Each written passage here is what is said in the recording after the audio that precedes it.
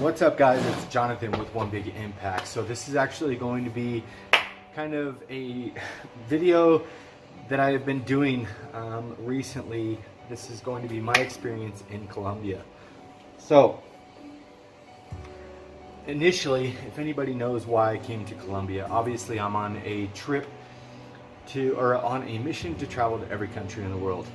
Now that being said, the reason specifically that I came to Colombia per se was partially in reason is because there's an individual that keeps saying he's going to travel with me and we're going to go to places or whatever, and he keeps flaking out. So I knew this was his idea to go to Colombia, and he would flake out, so he didn't come. Upon doing some research in Colombia, I really didn't find much. I didn't really know what there was. I actually thought it was kind of like a desert, like kind of like Arizona or something like that. So much to my surprise, when I got here, it's actually very lush, very cool and relaxed and stuff like that. Let me change the angle on the camera. Hopefully that's a little bit better. It's probably too high now, huh? You like how I do that? Okay, so upon coming to Colombia, I really didn't know much. I know I got a bug bite on my leg, damn it. It's itching like crazy. I didn't really know much. There wasn't much that I seen in respect of things to do or anything like that. But there's things like this, Watape, which I did not go to. And there's these touristy things. There's not a whole lot to do as far as tourist attractions in Medellin. There are some things, like I went to Parque RV and did some things like that. But my main focus was, eating right and making sure I went to the gym every day. So I couldn't go on like these long extended trips or anything like that. And it wasn't really all the way in part because of the idea of not being able to stay on track, but mainly it was probably because of finances. I didn't come on this trip with a lot of money. It was actually, when I left, I had like 60 bucks in my bank account. So I've just kind of tried to make money along the way. Ended up, but let's get to actually what I feel, what my experience was in Medellin. So my experience in Medellin was beyond really what words could ever explain. Medellin is, I don't want to say it's a rough place, but it is a less touristy place than a lot of other places that I've been. So if you were to put this with like France per se, you're going to see tourists everywhere. There is specific areas where you're going to see tourists in Medellin, but it's not a hugely populated gringo area. I would say I see probably 10 or 15 a day if I go to the really popular areas and stuff like that. But for the most part, like it's a pretty new thing here. In the last 15, 20 years, it's a very new thing for tourism to come here, because it used to be a very, very dangerous place. Now, I will say, coming from a different place in the world, I do see a lot of the danger kind of still around. Now, am I saying don't go to Colombia because of the danger? Absolutely not. I'm just saying keep your wits about you. Because Colombia, after staying here, there's a guy downstairs. He's still downstairs. He got drugged and robbed. There's another guy upstairs that got robbed. I've heard about 8 people, different people or whatever. Knock on wood, I have not gotten it, and I think that partially in due to listen to your instincts. Don't do dumb stuff. If you're going out and meeting people on Tinder, maybe go with a friend. If you're going to meet somebody off a dating site, go with a couple friends.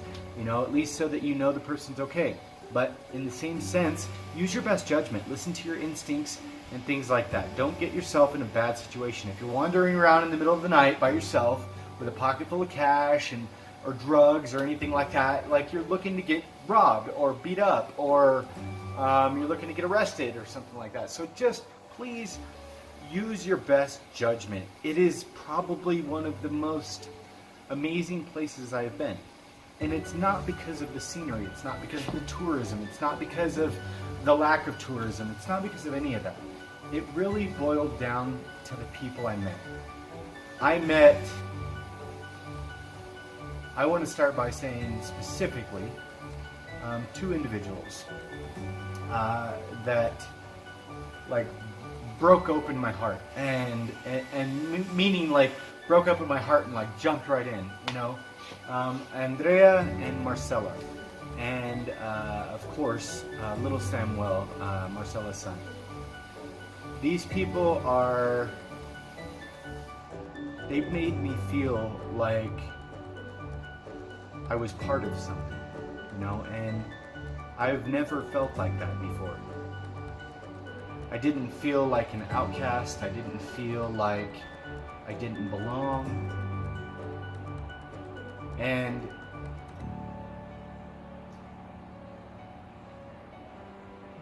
it really actually sucks having to leave because I feel like I'm like leaving a piece of me here.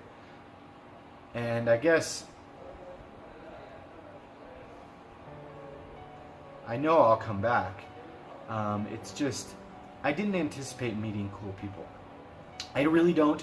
A lot of the times I don't travel because I'm in it for the social event. I'm almost in it because I want to prove to myself that it's possible. And every once in a while people do touch my heart, and these two people specifically really did. We did a lot of amazing things. We went hiking and we went out partying and we went out to lunches and had a lot of fun. I even got to spend a dinner over at Andrea's grandmother's house, and I met her grandfather, and they're just the sweetest, most beautiful people I've ever met in my life. And I think it changed me, you know, it changed me for the better. And you know, people are like, well, you're spending a month in Medellin, why? And I'm like, why leave? You know, the people are great, the experience is great. You know, I talk to lots of people at the gyms, they have everything I need here. My experience has been a completely different experience than anything that I'd had before as far as traveling goes. It was interesting to say the least, and I'm honored to know these people. I'm honored to know anybody that I have met. I noticed, you know, a couple things I want to talk about. I hung out with some people the other day, and they were from Venezuela, and you know, and I'm not about talking bad about refugees or immigrants or whatever. I'm not about that. But I hung out with them for a little while, and I talked to them, and I was like, you know, what do you guys do for work? And they're like, you know, and when you walk around the streets, you walk in the busy parts of the streets or whatever, there's people, all kinds of people, men, women, children, whatever, selling candies. And they're just like a little bag of candies, and they have these little, like, kind of like Jolly Ranchers or something like that. And they do it for no donations. And you can give them whatever. And I didn't know, you know, and I always kind of shoved them off or whatever. And then I talked to these guys, and every one of them, every one of these 8 people, they were really amazing people. That was exactly what they had to do. And they sold candies every day. And they all lived together because it wasn't safe in their home of Venezuela anymore. And it kind of made me open up to the idea of, hey, you know, if you got a couple extra cents or something, some change or whatever, throw it to them, because these people are really trying to, and I don't know, you know, the politics of, you know, I'm sure it could be an issue, you know, because people are fleeing their country and then coming here. I don't know if that's a good thing or a bad thing. I'm not into the whole understanding of all that, but I was just saying, you know, if you ever actually have extra change or whatever, and you see people doing that, I feel that, you know, they're actually doing something rather than nothing. You know, they're offering you something, the littlest thing that they can do. So just give, you know, and it'll come back. Another thing I noticed here is there's some major hardship going on as far as you know, you have homeless people everywhere you go and stuff like that, but I saw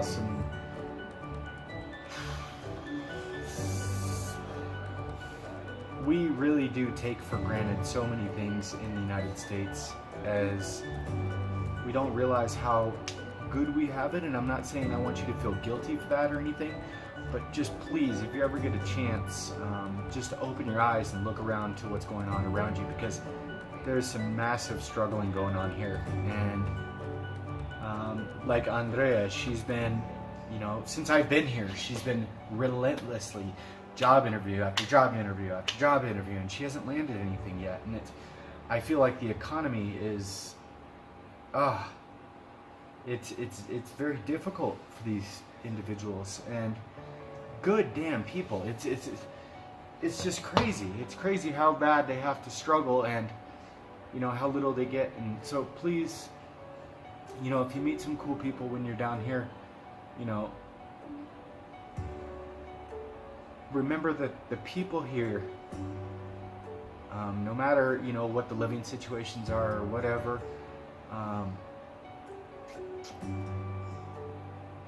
they really just keep smiling. They don't complain about it.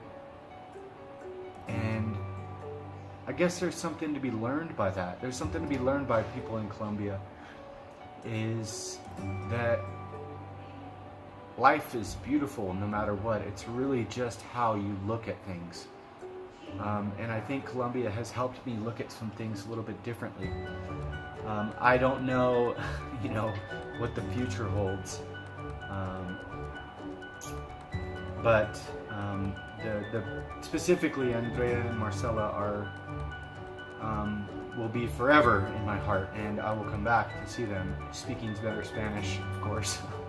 I promised them that. I'm actually giving myself 1 year to learn Spanish fluently, and I may go further with languages after that, because I feel like I will be able to connect with people. But I also feel like this is my first trip to actually being in South America, and the people are very easy to connect with. Most people are extremely nice. The most nice people I've ever seen in my life. Very welcoming, very loving. Obviously you have dangers of different things or whatever, but the most important thing is just keep your wits about you.